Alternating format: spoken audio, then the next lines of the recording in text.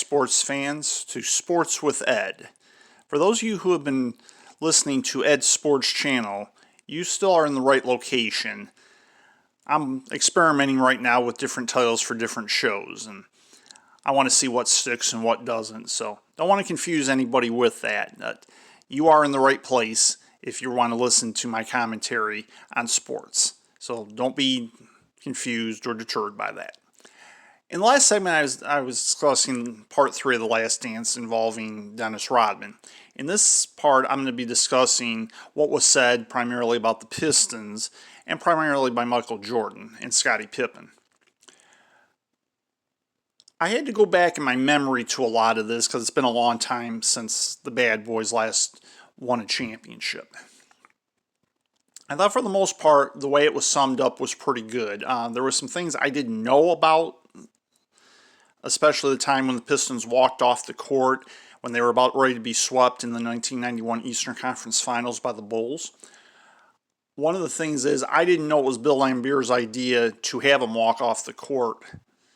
And it is kind of interesting what was said on ESPN's First Take on Monday, I believe it was, when Isaiah Thomas was asked, if you're the captain of the team, why is Bill Laimbeer giving the instructions? And Isaiah Thomas essentially said that Bill Laimbeer was a co-captain and he gave the order. And then later on the jump, fortunately I got to listen to Bill Laimbeer discuss his comments, I got to hear him comment as to why he did what he did, and essentially it was because the Bulls were whining in that, which I'll grant you, they did complain a lot at that time.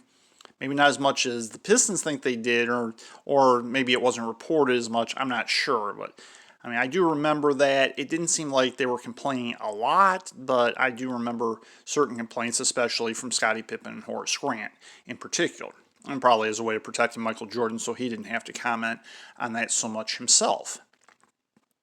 In any event, what Isaiah Thomas said is that Bill Laimbeer just said, we're going to walk off the court, and he said it because the Celtics did that to the Pistons.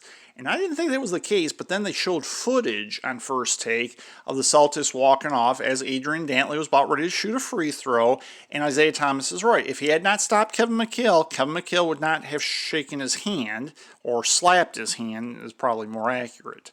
And that's not the way I thought that went down. I thought the Pistons at the time were extremely unsporting, which I still do. And I don't think there's any excuse for that lack of sportsmanship. However, I do understand Bill Laimbeer's thoughts on it. I do understand that they didn't get the respect that they deserved, either from particularly the NBA, secondly Rod Thorne, who I didn't know was the general manager of the Bulls, and had drafted Michael Jordan. I just knew him as being the discipline czar of the NBA at that time. And also some of the other stuff that had transpired between the two teams. Obviously, there was bad blood forming, and I didn't realize the Pistons thought that they were trying to be usurped by the NBA in order to catapult Michael Jordan and the Bulls to the title, which eventually happened anyway.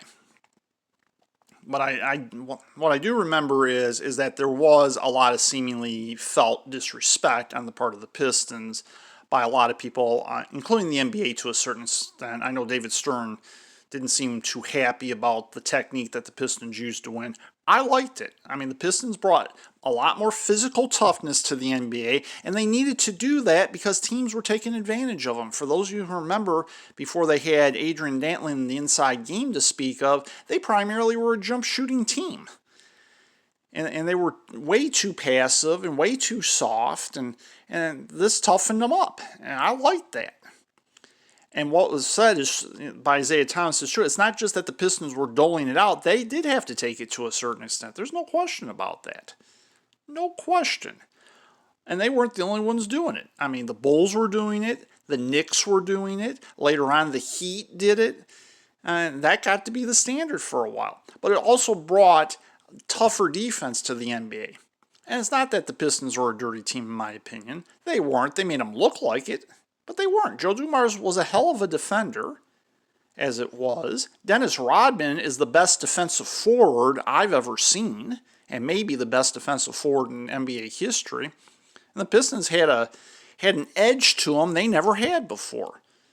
And is it any coincidence that that's what helped them to win their first 2 championships? And then later on when they had Chauncey Billups and Rick Hamilton, especially, and Rasheed Wallace, I mean, and there are a lot of parallels there. You know, you could compare those three easily to Isaiah Thomas, Joe Dumars, and Dennis Rodman. But they also had Ben Wallace. And Ben Wallace, I mean, no offense to Bill Laimbeer, he was a hell of a center. But Ben Wallace is a very special guy. But in any event, I'm not surprised that Michael Jordan stated his hatred for the Pistons. And I believe it to this day, he still hates the Pistons. I've not looked it up yet. I've not researched it. But ever since he bought what was then the Charlotte Bobcats, how many trades have consummated between the Pistons and that team? As far as I know, none. And I know there was a standing offer for Andre Drummond, but he didn't go to the Hornets. Do I think that's a coincidence? No. I think Michael Jordan still hates the Pistons.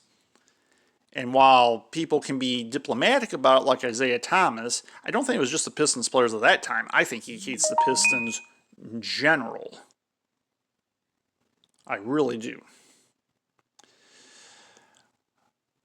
In the next segment, I'm going to continue my thoughts on this, and then we will go to the changes that NASCAR has made and how they plan on resuming this season. Stay tuned on Sports with Ed on Ed's Sports Channel.